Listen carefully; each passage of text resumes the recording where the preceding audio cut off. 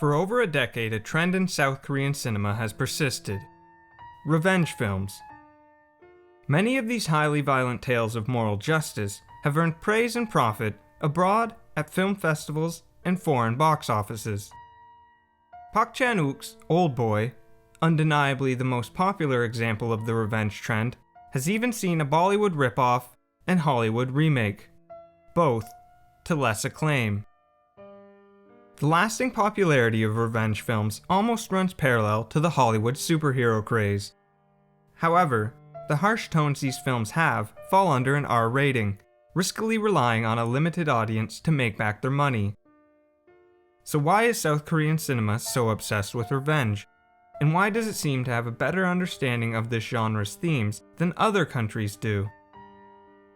South Korea's history has been riddled with bloodshed and strife, involving occupation, war, and geographical and political division.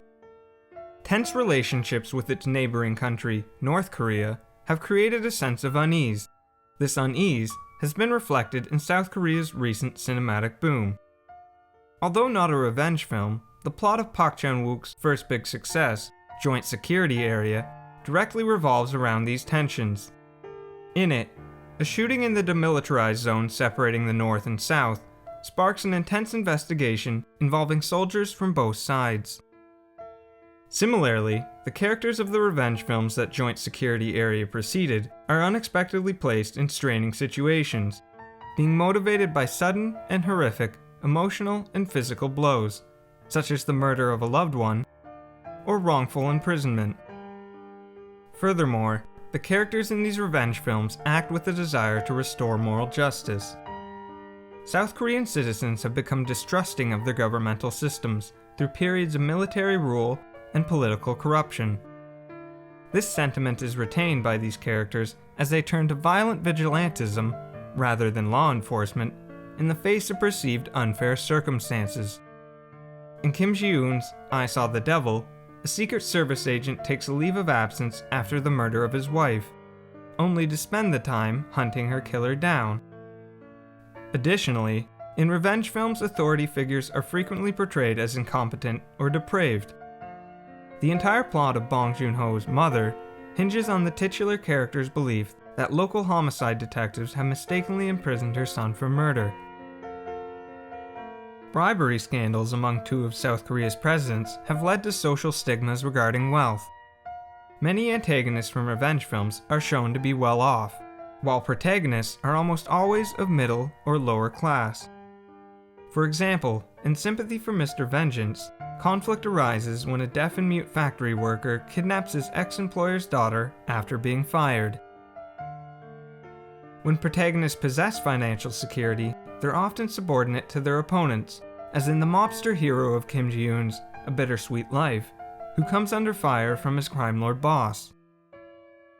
Yet all of the political and social analysis in revenge films is only theory.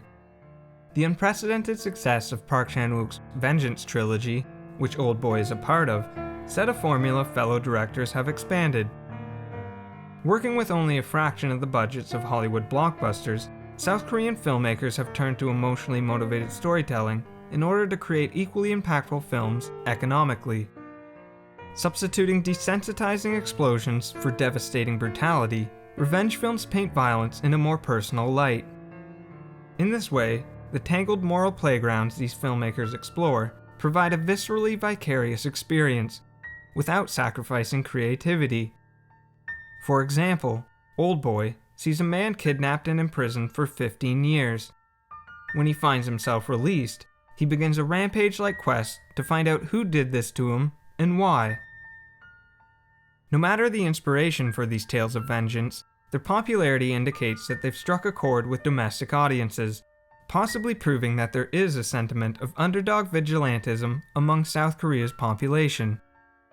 If there's only one thing to take away from these films, don't piss off South Koreans.